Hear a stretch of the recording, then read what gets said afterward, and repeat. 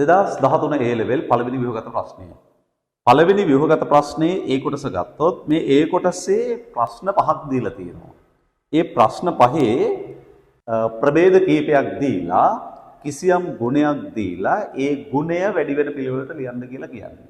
දැන් අපි කියවුවොත් එහෙම ප්‍රශ්නේ වරහන් තුල දී ඇති ගුණය වැඩි වෙන පිළිවෙලට පහත සඳහන් දෑ සකස් කරන්න හේතු අවශ්‍ය නැහැ. මොකද මුලින්ම කියන්නේ වඩ දීලා තියෙනවා CO, CO2 සහ කාබනේට් කියලා තුනක්. මේ තුනේ වරහන් ඇතුළේ වාගෙන් අහන්නේ මොකද්ද? CO වල බන්ධන දුර. මෙන්න මේ තුන දීලා තියෙන්නේ. CO, CO2 සහ කාබනේට්. ඔය තුන දීලා තියෙන්නේ. අහන්නේ මේ CO බන්ධන දිග වැඩි වෙන පිළිවෙල මොකක්ද කියලා අහන්නේ. රයිට්.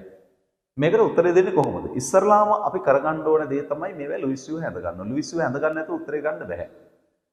දැන් බලන්න CO වල ලුයිස් ව්‍යුහ හඳින්නේ කොහොමද? CO. ඔක්සිජන් සාමාන්‍යයෙන් බන්ධන දෙකක් නේ හදන්නේ. ඔක්සිජන් වල සංයුජිතා කවච ඉලෙක්ට්‍රෝන 6ක් තියෙනවා. 6න් බන්ධන හදන්න දෙකක් යනවා. තව ඉතුරුයි 4ක්. කාබන් වල සංයුජිතා කවච ඉලෙක්ට්‍රෝන 4ක් තියෙනවා. ඒ 4න් බන්ධන හදන්න යනවා 1යි 2ක්. තව ඉතුරුයි 2ක්. හැබැයි ඉතින් මේක නෙමෙයි CO වල ලුයිස් ව්‍යුහය. මොකද හේතුව මෙතන කාබන් වල අෂ්ටකය සම්පූර්ණ නැහැ. කාබන් වටේට තියෙන ඉලෙක්ට්‍රෝන 2යි 4යි 6යි තියෙන 8ක් නැහැ. මෙයාගේ නම් 8 තියෙනවා. 2යි 4යි 6යි 8යි. මෙයාගේ 8 නැහැ. 8 නැත්තම් 8 සම්පූර්ණ කරන්න පුළුවන්ද කියලා බලන්න. පුළුවන්නේ. අපිට පුළුවනි මෙන්න මේ වැඩේ කරන්න. මේ ඉලෙක්ට්‍රෝන දෙකෙන් එක ඉලෙක්ට්‍රෝනයක් මෙයාට දෙනවා. දැන් ඔක්සිජන් කරේ ඉලෙක්ට්‍රෝනයක් දීපු එකනේ. ඒ නිසා ඔක්සිජන්ට එනවා ධනාරෝපණයක්. කාබන් ඉලෙක්ට්‍රෝනයක් ගත්තා. ඒ නිසා කාබන්ට ඍණාරෝපණයක් එනවා. මේ ඉලෙක්ට්‍රෝනයයි සහභාගී කරගෙන බන්ධනයක් දාන්න පුළුවන්. ඔන්න CO වල ලුයිස් ව්‍යුහය. බලන්න ඔක්සිජන් වල අෂ්ටකයේ තියෙනවා 2යි 4යි 6යි 8යි. කාබන් වලත් අෂ්ටකයේ තියෙනවා 2යි 4යි 6යි 8යි. ඕකේ. මේක තමයි CO වල ලුයිස් ව්‍යුහය. CO2 මැද පරමාණු කාබන්, ඔක්සිජන්. ඔක්සිජන් බන්ධන දෙකක් හදනවා. බන්ධන දෙකට ඉලෙක්ට්‍රෝන දෙකක් ගියහම තව ඉතුරු 4ක්. කාබන් බන්ධන 4ක් හදනවා. බන්ධන දෙකක් හදනවා ඔක්සිජන්. මේ ඔක්සිජන් එක තව බන්ධන දෙකක් හදනවා මේ ඔක්සිජන් එක. එතකොට කාබන් වල ඉලෙක්ට්‍රෝන 4ම බන්ධන 4ට යනවා. වෙන ඉලෙක්ට්‍රෝන කාබන් වල නැහැ. ඔක්සිජන් වල සංයුජිතා ඉලෙක්ට්‍රෝන 6න් බන්ධන වලට දෙකක් ගියාම තව ඉතුරු 4ක්. මෙන්න CO2 වල Lewis ව්‍යුහය. CO3 2- O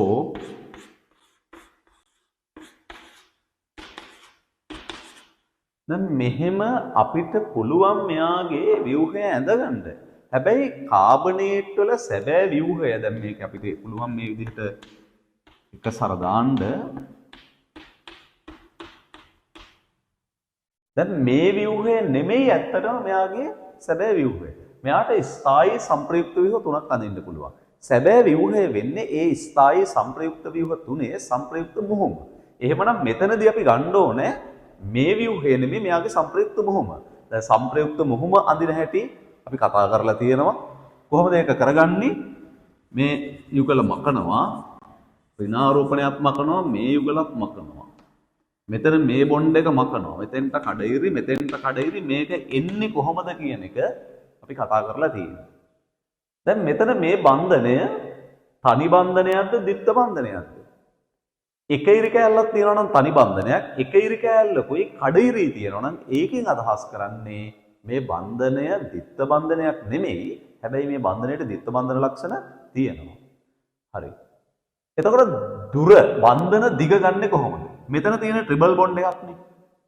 carbon oxygen අතර ත්‍රිත්ව බන්ධනයක් තියෙන්නේ. ත්‍රිත්ව බන්ධනයක් තියෙනවා නම් ඒ බන්ධනය බොහොම කෙටි. හරි. ඊට සාපේක්ෂව මෙතන තියෙන්නේ මොකද්ද? ඩබල් බොන්ඩ් එකක් නේ. මේ ට්‍රිබල් බොන්ඩ් එකට සාපේක්ෂව මේ ඩබල් බොන්ඩ් එකේ දිග වැඩි. මෙතන ගත්තොත් මෙතන හැබැයි ඩබල් බොන්ඩ් එකක් නෙමෙයි තියෙන්නේ, සිංගල් බොන්ඩ් එකක්වත් නෙමෙයි තියෙන්නේ. එතකොට මෙතන තියෙන්නේ ද්විත්ව බන්ධන ලක්ෂණ තියෙන බන්ධනයක්. ඒ නිසා දැන් මෙතන කෙලිම ද්විත්ව බන්ධනයේනේ. මෙතන සම්පූර්ණම ද්විත්ව බන්ධනයක් කියලා කියන්න බෑ අපිට. එහෙමනම් මේ ද්විත්ව බන්ධනයට වඩා මේ බන්ධනය දිගෙන් වැඩි. ඒත් ඔය විදිහට තමයි ගන්න. දැන් මේක අපි දීර්ඝව කතා කරපු එකක්. මේක සංප්‍රයුක්ත මුහුම මේ වගේ. සංප්‍රයුක්ත මුහුම නැතුව මේකට උත්තරේ ගන්න බෑ. ඉතින් උඩින් පල්ලෙන් ගන්න පුළුවන්. උඩින් පල්ලෙන් ගත්තට හරියට ප්‍රශ්නයක් ආවොත් එහෙම ගන්න බෑ. ඕකේ. එහෙනම් උත්තරේ වෙන්න ඕනේ මෙන්න මේ විදිහට. එන්න ඕනේ උත්තරේ මේකට ලකුණු 5ක් හම්බ වෙනවා. මේකට ලකුණු 5ක් හම්බ වෙනවා. ඕකේ. ඒකේ දෙකෙන් අහන්නේ මොකද්ද? දෙවෙනියට අහනවා NO2+ NO3- සහ ඇමෝනියා. තුන් දෙනෙක් දීලා තියෙනවා. NO2+ NO3- ammonia. අපෙන් අහන්නේ නයිට්‍රජන් පරමාණුවේ විද්‍යුත් ඍණතාවය වැඩි වෙන පිළිවෙල. දැන් නයිට්‍රජන්ට තියෙනවා විද්‍යුත් ඍණතාවයක්. ලිනස් පෝලින්ගේ පරිමාණයට අනුව නයිට්‍රජන් වල විද්‍යුත් ඍණතාවය 3යි. හැබැයි මේ අගය නියතයක් නෙමෙයි. මේක වෙනස් වෙනවා. මේක වෙනස් වෙන සාධක 4ක් අපි ඉගෙනගෙන තියෙනවා. ඒ 4න් අපි ප්‍රමුඛ ස්ථානය දෙන්නේ මුහුම් කරන්ට. අපි ඉස්සලා මුහුම් කරන චෙක් කරලා බලමු. ඒතර මුහුම් කරන ටික චෙක් කරගන්න නම් මේවැ ව්‍යුහ ඇඳ ගන්න වෙනවා අපිට. මම ඉස්සලා මෙයාගේ ව්‍යුහය අඳින්නම්. නයිට්‍රජන් බන්ධන 3 හදනවා හයිඩ්‍රජන් පරමාණු 3ක් එක්ක. ඒතකොට නයිට්‍රජන් වල සංයුජතා කවච ඉලෙක්ට්‍රෝන 5ක් තියෙනවා. පහෙන් බන්ධන වලට 3ක් ගියාම තව දෙකක් ඉතුරුයි. හරි. ඊට පස්සේ මම මේකේ ව්‍යුහය ඇඳ ගන්නම්.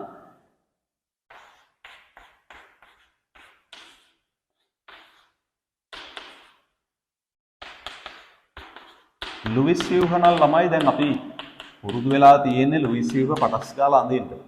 එහෙම කරද්දී ලුයිස් ව්‍යුහයක් අඳින්න අපි ඉගෙනගෙන තියෙන්නේ. ඒ හින්දා ඉතින් එච්චර වැඩි කතා බහ කරන්නේ නැතුව ඩක් ගාලා ලුයිස් ව්‍යුහ අඳින්න. NO2- නෙමෙයි මෙතන තියෙන NO2+ නේද? NO2+. NO2+ වල ලුයිස් ව්‍යුහය. දඩස් ගාලා අඳගමු.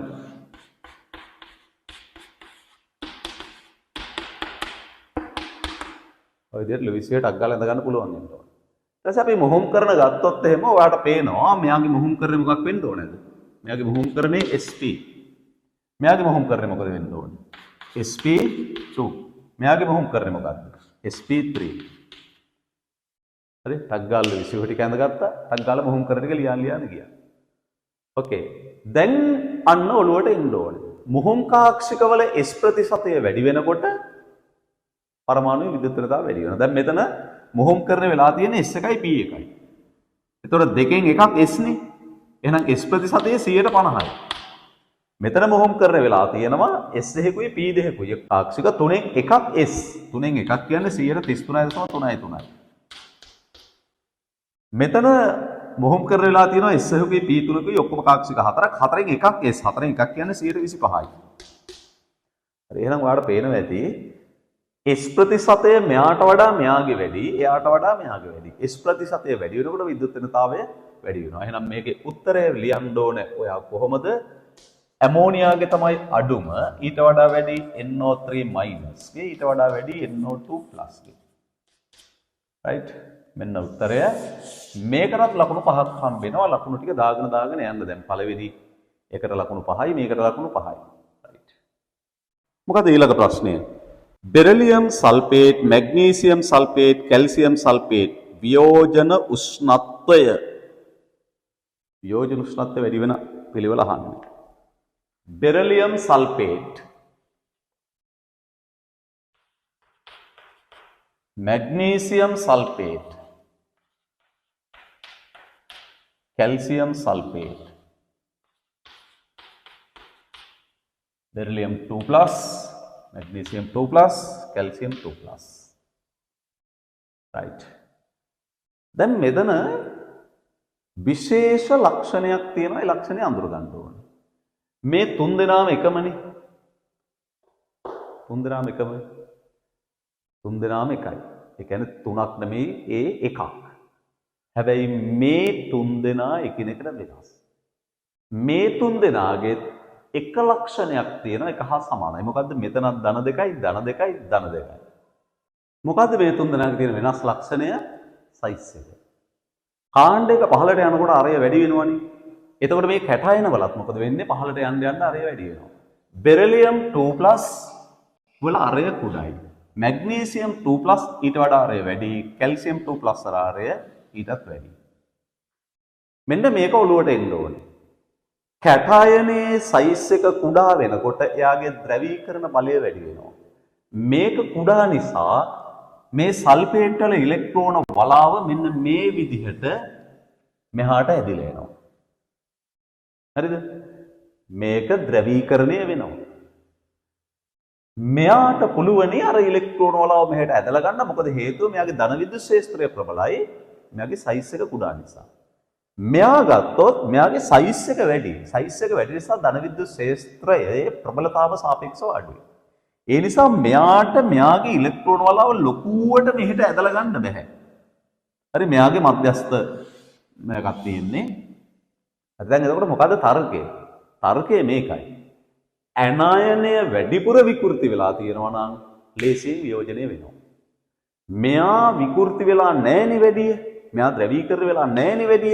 එතකොට මෙයා වියෝජනය වෙන්නේ අපහසුයෙන් ඊට සාපේක්ෂව මෙයා අපහසුයෙන් වියෝජනය වෙනවා. එහෙනම් පහළට යන්න තාප වියෝජන උෂ්ණත්වය මොකද වෙන්නේ? වැඩි වෙනවා. එහෙනම් උත්තරය වෙන්නේ අඩුම බෙරිලියම් සල්ෆේට් ඊට වඩා වැඩි මැග්නීසියම් සල්ෆේට් ඊට වඩා වැඩි කැල්සියම් සල්ෆේට්. ඕකේ. මේ විදිහට ලියලා තියෙනවා නම් ලකුණු 5ක් හම්බ වෙනවා. ඔන්න ඒ කොටස. ඕකේ. ඊළඟට මොකක්ද දීලා තියෙන්නේ? නියෝන් ආගන් ක්‍රිප්ටන්. නියෝන් ආගන් ක්‍රිප්ටන්. උච්ච වායු තුනක් දීලා ඔයාගෙන් අහනවා තාපාංකය වැඩි වෙන පිළිවෙල. හරි. දැන් මෙතනදී මොකක්ද පදනම උත්තරේ ගන්න පදනම මොකක්ද? කොහොමද මේකට උත්තරේ ගන්න? දැන් අපි දන්නවා ස්වභාවයේ මේ උච්ච වායු කියන ඒවා පවතින්නේ නිදහස් හුදකලා පරමාණු විදියට. ඒවා වායු ගෝලයේ තියෙනවා. හරි. දැන් අපි ගත්තොත් එහෙම නියෝන් මේ විදිහට පරමාණුව වායු ගෝලයේ තියෙනවා. ආගනොත් තියෙනවා. ක්‍රිප්ටනොත් තියෙනවා. පරමාණු. මං අඳිද්දි හැබැයි සයිස් එක වෙනස් කරුවා නේද? අන්න කාණ්ඩයක පහළට යනකොට කාණ්ඩයක පහළට යන්න අරය වැඩි වෙනවා. මෙයාට වඩා මෙයාගේ අරය වැඩි, මෙයාට වඩා මෙයාගේ අරය වැඩි. හරි. එතකොට පරමාණුවේ සයිස් එක මොකද වෙන්නේ? පහළට යන්න වැඩි වෙනවා. මෙයාට වඩා මෙයා ලොකුයි. මෙයාට වඩා මෙයා ලොකුයි. අපෙන් අහන්නේ තාපාංක. ද්‍රවාංක තාපාංක කෙරෙහි බලපාන්නේ ද්විතීක අන්තර්ක්‍රියා. ද්විතීක අන්තර්ක්‍රියා පහක් යටතේ අපි ඉගෙන ගන්නවා උසස් පෙළට. ද්විතීක අන්තර්ක්‍රියා තමයි වැදගත් වෙන්නේ. දැන් අපි පැහැදිලිවම දන්නවනේ මේවා ද්‍රවීය ඒවා නෙමෙයි කියලා. මේවා ද්‍රවීය ඒවා නෙමෙයි නිර්ද්‍රවීයයි. නිර්ද්‍රවීය ප්‍රභේද අතර තියෙන්නේ ලන්ඩන් බල. එහෙම නැත්නම් ලන්ඩන් අපකිරණ බල. නැත්නම් ක්ෂණික ද්විද්‍රව, ප්‍රේරිත ද්විද්‍රව අන්තර්ගත තුනම එකයි. හරි. එතකොට ලන්ඩන් බල වල ප්‍රබලතාව රඳා පවතින සාධක මොනවද කියලා බලන්න ඕනේ. ලන්ඩන් බල වල ප්‍රබලතාව රඳා පවතින සාධක දැන් ළමයි මෙහෙමයි දැන් මේවා කරද්දී තියරිය කියන එක টොප් එකටම ඔළුවේ ඉගෙනගෙන තියෙන්න ඕනේ. තියරිය හරියට ඔළුවේ නැතුව මට උත්තර ලියන්න අමාරුයි. හරි. තියරිය টොප් එකටම ඔළුවේ තියෙන්න ඕනේ. එතකොට මේගොල්ලන්ගේ සයිස් එක වැඩි වෙන්න පෘෂ්ඨික ක්ෂේත්‍ර බලය වැඩි වෙනවා. අර ආකර්ෂණ බල ප්‍රබල වෙනවා. එතකොට ලන්ඩන් බල ප්‍රබල වෙන්නේ මෙයාට වඩා මෙයාගේ. එයාට වඩා මෙයාගේ. එහෙනම් ලන්ඩන් බල ප්‍රබල වෙනකොට තාපාංක වැඩි වෙනවා. වැඩි වෙන පිළිවෙල මේකයි නියෝන් ආගන් ක්‍රිප්ටන්. හරි. මෙහෙම තියෙනවා නම් තවත් ලකුණු 5ක් දෙන්න. මොකද ඊළඟට අහන්නේ? පරමාණු 4ක් දීලා පරමාණුක අරය වැඩි වෙන පිළිවෙලට ලියන්න කියනවා. මොනවද දීලා තියෙන පරමාණු? Sulphur, fluorine, silicon, chlorine. Sulphur, fluorine, silicon සහ ක්ලෝරින්. මොකද මේකේ තියරිය? කාණ්ඩයක පහළට යන්න අරය වැඩි වෙනවා. ආවර්තයක දකුණට යන්න අරය අඩු වෙනවා. කර්ණවල විකර්ණවල පහළට යනකොට අරය වැඩි වෙනවා. right. අපි බලමු මේගොල්ලෝ ආවර්තවගේ කොහොමද තියෙන්නේ කියලා. ෆ්ලෝරින් ඉහළින් ඉන්නවා. ෆ්ලෝරින්ට පල්ලෙහෙන් ක්ලෝරින් ඉන්නවා. ක්ලෝරින්ට මෙහා පැත්තේ ඉන්නේ සල්ෆර්. සල්ෆර්ට මෙහා පැත්තේ ඉන්නවා ෆොස්ෆරස්. ඊට මෙහෙන් ඉන්නවා සිලිකන්. අර රූල් එකට අනුව මං කියපු මෙයාට වඩා මෙයාගේ අරය වැඩි. මොකද කාණ්ඩයක පහළට යනකොට අරය වැඩි වෙනවා. ආවර්තයක දකුණට යනකොට අරය අඩු වෙනවා. මෙයාට වඩා මෙයා කුඩායි, මෙයාට වඩා මෙයා කුඩායි, මෙයාට වඩා මෙයා කුඩායි. දැන් මේකට හේතුත් ඔයා දැනගෙන තියෙන්න ඕනේ. දැන් ඔයා දැනගෙන තියෙන්න ඕනේ මතක නැත්නම් මේක නෝට් එක බලලා ඉවරලා මතක් කරගන්න කාණ්ඩයක පහළට යනකොට අරය වැඩි වෙන්නේ ඇයි? ආවර්තයක දකුණට යනකොට අරය අඩු වෙන්නේ ඇයි? ඒක ඔළුවේ තියෙන්න ඕනේ. හරි? එතකොට දැන් මොකක්ද උත්තරේ? අරය වැඩිම එක්කෙනා සිලිකන්. අරය වැඩිම සිලිකන්ගේ. ඊට පස්සේ ෆොස්ෆරස් දීලා නැහැනේ. ඊට පස්සේ සල්ෆර්. සල්ෆර් ඊට පස්සේ ක්ලෝරින් ඊට පස්සේ ෆ්ලෝරින්. මෙන්න අරය වැඩි වෙනවා. මේකටත් ලකුණු 5ක් හම්බ වෙනවා. ඔක්කොම දැන් ලකුණු මාක් කරගෙන යන්න ඕනේ. හරි? ඔක්කොම ලකුණු 25ක් හම්බ වෙනවා. 5 වරක් 5 25යි. ඕකේ. ඕකේ මේකේ ටිකක් දීර්ඝ කෑල්ලකට තියෙන B කොටස. ඒ වුණාට ඒක හරි ලේසි කොටසක්. ඔයාලට දීලා තියෙනවා මෙන්න මේක. H2N NO2 මෙන්න මේක දීලා තියෙනවා. දුබල අම්ලයක් කියලා තියෙනවා මේක. භස්ම හමුවේදී එය N2O සහ ජලය බවට වියෝජනය වේ. බලමු ඉතින් ඒ තොරතුරු ඕන වේනොත් එහෙමයි උනේ නැත්තම් එහෙමයි. හරි. නයිට්‍රමයිඩ් මත පදනම් වී ඇති මෙන්න මේ ප්‍රශ්නවලට පිළිතුරු සපයන්න සැකිල්ල දීලා තියෙනවා. ඉස්සරලාම අහනවා මේ අණුව සඳහා වඩා පිළිගත හැකි ලුයිස් ව්‍යුහය ලියන්න කියලා කියනවා. හරි. දැන් මෙතන ප්‍රශ්නයක් නැහැ සැකිල්ල දීලා තියෙනවා අපිට.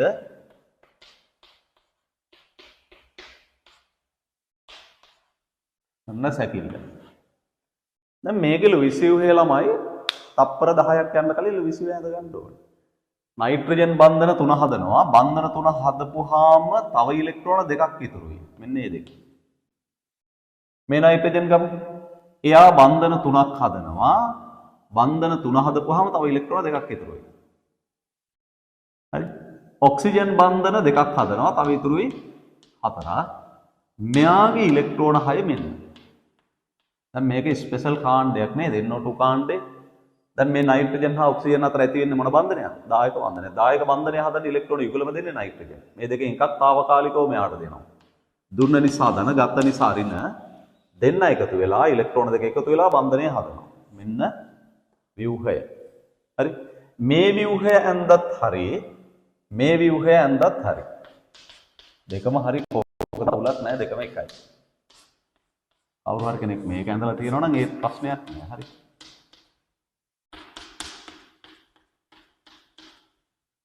මේ ව්‍යුහය හෝ මේ ව්‍යුහය ඇඳලා තියෙනවා නම් හරි. එහෙම වුණොත් ඔයාලකට ලකුණු දෙන්න 10ක්. ඔකට ලකුණු 10ක් හම්බ වෙනවා. හරි. මේ දෙකම අඳින්න ඕනේ දෙකෙන් එකක් ඇඳලා නම් ඇති. රයිට්. ඊට පස්සේ මොකද කියන්නේ? මෙම අණුව සඳහා සංප්‍රයුක්ත ව්‍යුහ අඳින්න හේතු දක්වමින් ඒවායේ ස්ථායීතාව පිළිබඳ අදහස් දක්වන්න. සංප්‍රයුක්ත ව්‍යුහ. මොකක්ද ළමයි සංප්‍රයුක්ත ව්‍යුහ කියලා කියන්නේ? කිසියම් අණුවක් හෝ අයන කාණ්ඩයක කිසියම් අණුවක හෝ අයන කාණ්ඩයක මූලික සැකිල්ල වෙනස් නොකර ඉලෙක්ට්‍රෝන සැකැස්ම පමණක් වෙනස් කර වෙනස් ලුයිස් ව්‍යුහ කීපයක් අඳින්න පුළුවන් නම් ආන් ඒව තමයි එයා කියපු එකේ සංප්‍රයුක්ත ව්‍යුහ වෙන්නේ. හරි. එතකොට දැන් මේ මේ තියෙන්නේ මේ දැන් අපි දැනටමත් මේ වෙනකොට සංප්‍රයුක්ත ව්‍යුහ දෙකක් ඇඳලා තියෙනවා. හරි. දැන් මේකේ මූලික සැකිල්ල වෙනසක් නැහැනේ. ඉලෙක්ට්‍රෝන සැකැස්ම වෙනස්. දැන් මෙතන තියෙනවා සිංගල් බොන්ඩ් එකක්, මෙතන ඩබල් බොන්ඩ් එකක් තියෙනවා. මෙයාගේ ඉලෙක්ට්‍රෝන එක සර යුගල් දෙකක් තියෙනවා. මෙයාගේ එක සර යුගල් තුනක් තියෙනවා. ඒතකොට ඉලෙක්ට්‍රෝන සැකැස්ම වෙනස්. දැන් අඳින්න කියනවා දැන් අපි බලමු තව ව්‍යුහ අඳින්න පුළුවන්ද කියලා. දැන් මෙහෙම දෙයක් කරිය හැකිනේ. අන්න බලන්නකෝ මේ වැඩේ කොහොමද කියලා බලන්නකෝ.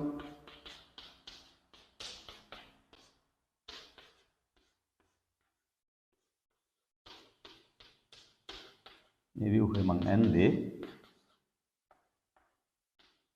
රයිට්. ඔන්න බලන්න මම තව ව්‍යුහයක් අඳින්න යන්නේ. හරි. මේ නයිට්‍රජන්ගේ එක සර යුගලක් තියෙනවා. මේ නයිට්‍රජන්ගේ 5 බොන්ඩ් එකක් තියෙනවා. අෂ්ටකයට හානියක් නොවන විදිහට අපිට මේ දේ කරන්න පුළුවන් නේද?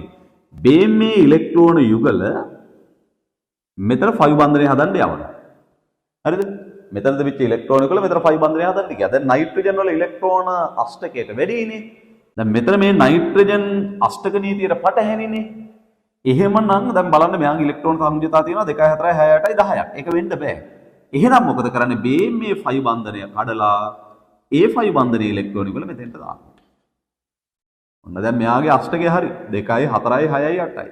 මෙයාගේ අෂ්ටකයත් හරි 2යි 4යි 6යි 8යි මේගොල්ලන්ගෙත් හරි. රයිට්. ඊට පස්සේ අපි ෆෝමල් චාර්ජ් හොයමු. ෆෝමල් චාර්ජ් හොයන සමීකරණයනුත් හොයන්න පුළුවන්. නැත්නම් නිකම්මත් හෙව්වේ හැකිනේ ඕක. ඒතර නයිට්‍රජන් වල ඉලෙක්ට්‍රෝන 5ක් තියෙන්න එපාය. සංයුජත ඉලෙක්ට්‍රෝන 5ක් තියෙනවනේ 5ක් නෑ මෙයා කීයේ තියෙන්නේ. 1යි මේ බන්ධනයට එකක් ගියා. මේකට එකක් ගියා 2යි 3යි 4යි. බන්ධන හතරට 4ක් ගිහින් තියෙනවා ඉලෙක්ට්‍රෝනයක් නෑ. එහෙනම් ඉලෙක්ට්‍රෝනයක් නෑ කියන්නේ යාමත තියෙනවා ධන ආරෝපණය. දැන් මෙයාගේ ඉලෙක්ට්‍රෝන 5 තියෙනවද? නයිට්‍රජන් වල 5ක් තියෙන්න බෑ සංයුජත කවච ඉලෙක්ට්‍රෝන 5 තියෙනවද?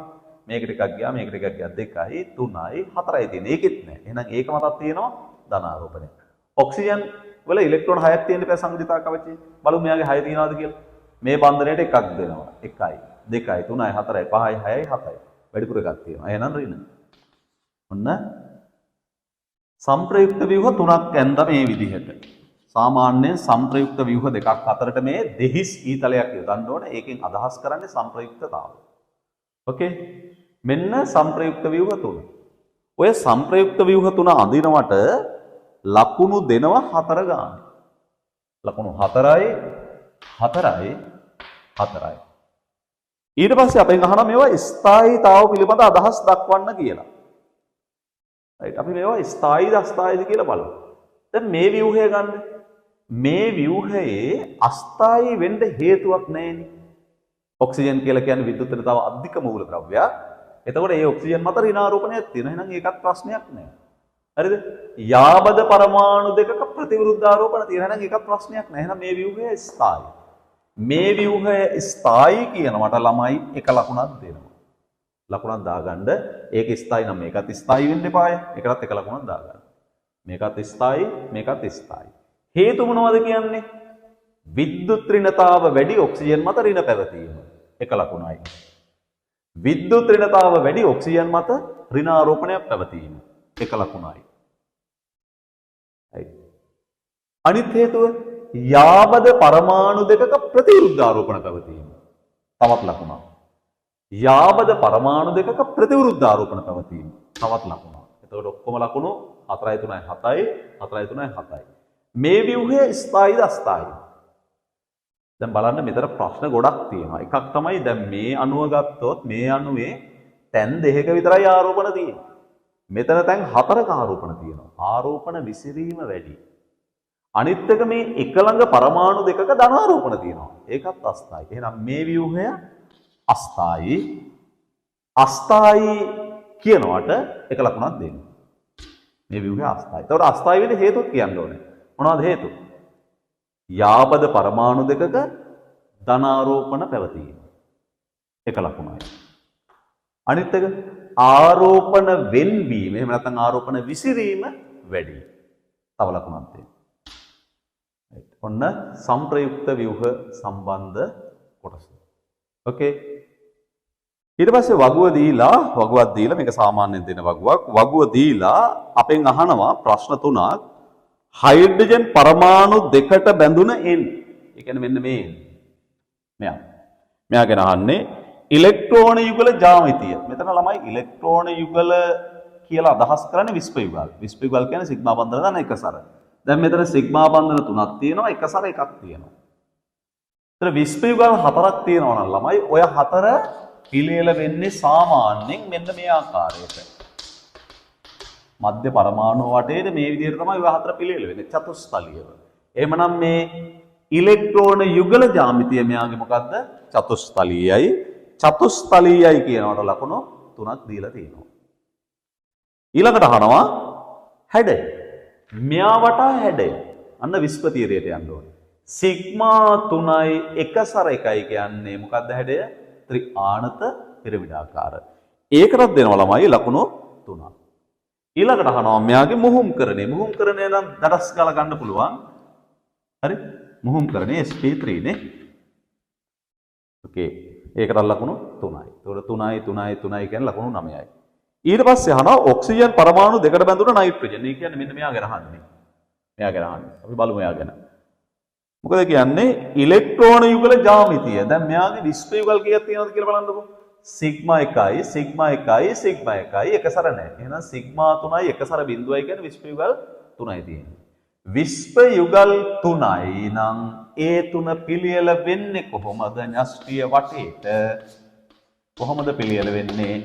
තලීය ත්‍රිකෝණාකාරව. එහෙනම් ළමයි මෙයාගේ ඉලෙක්ට්‍රෝන යුගල ජ්‍යාමිතිය මොකද්ද?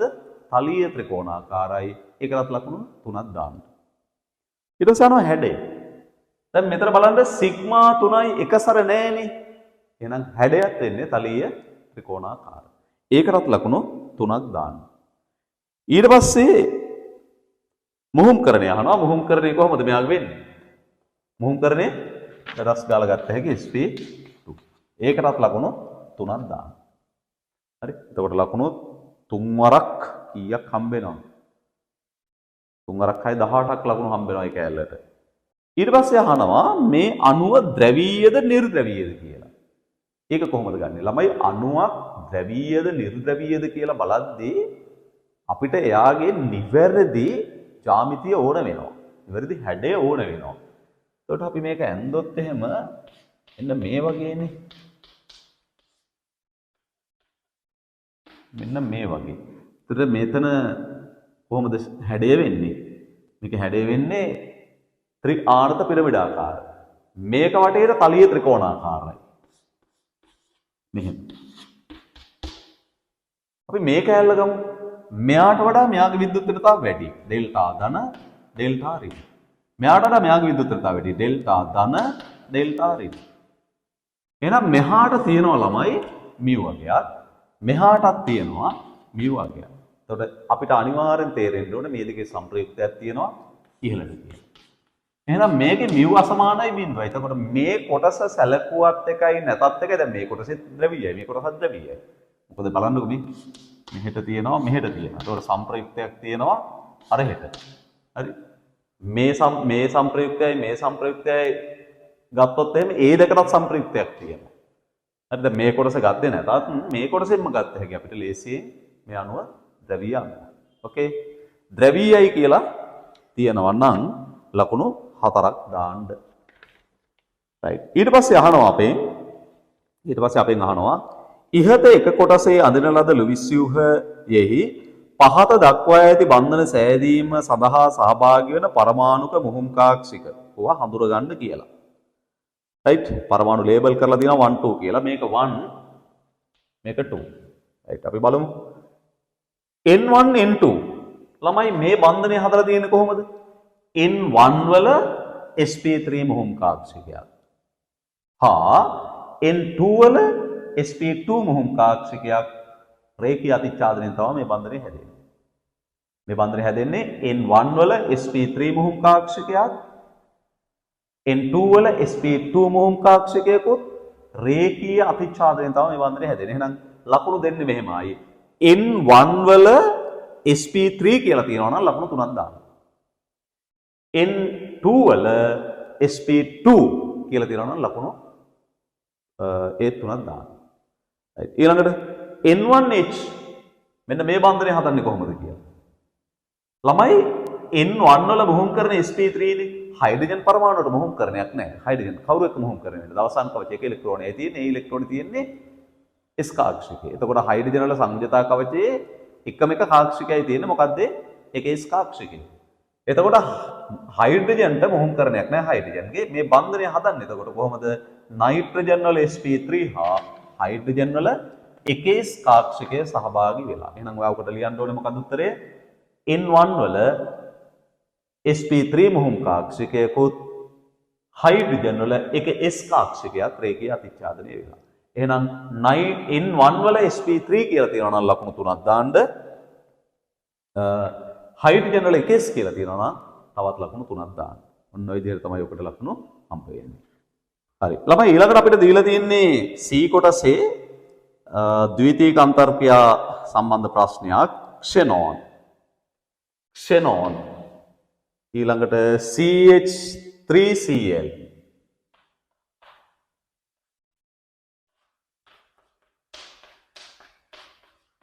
ඊළඟට HF.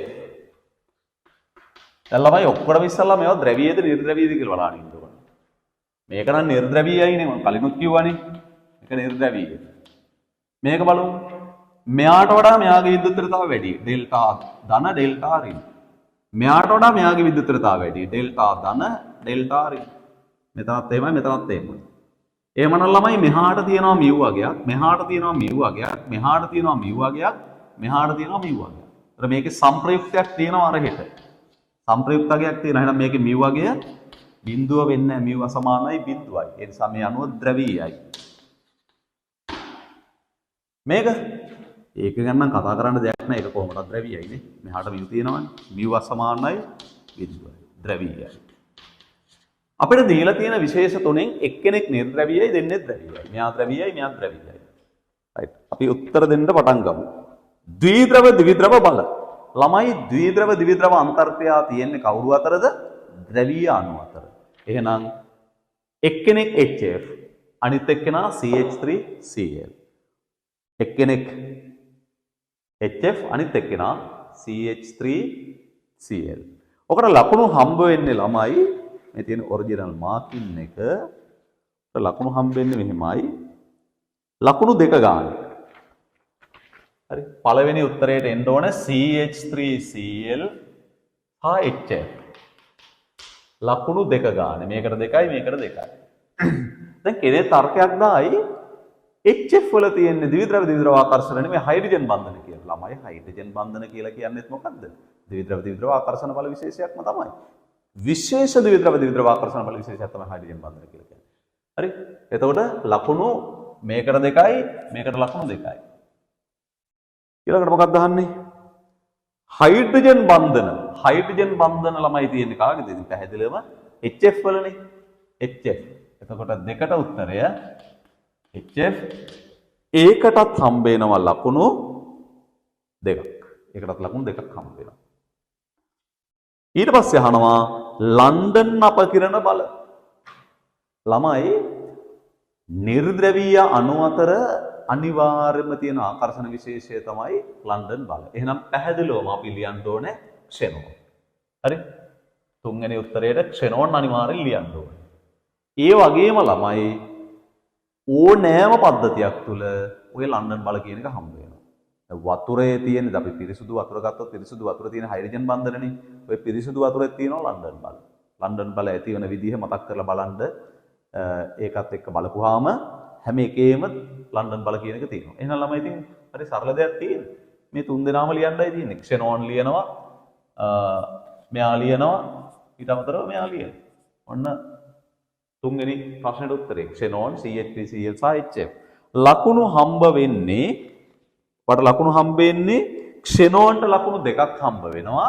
මේවට ලකුණු එක ගානේ හම්බ වෙනවා. රයිට්. දැන් බලන්න ලකුණු ටික එකතු කරලා ඔය ප්‍රශ්නෙට ඔයාට ලකුණු කීයක් තියනවද කියලා. රයිට්. මේ ප්‍රශ්නේ පොඩ්ඩක් ප්‍රැක්ටිස් කරලා ඉවරලා 2014 ප්‍රශ්නෙට යන්න. එහෙම ප්‍රශ්න කරගෙන යනකොට ලකුණු ටික ටික වැඩි කරගෙන යන්න ඕනේ. ඕකේ.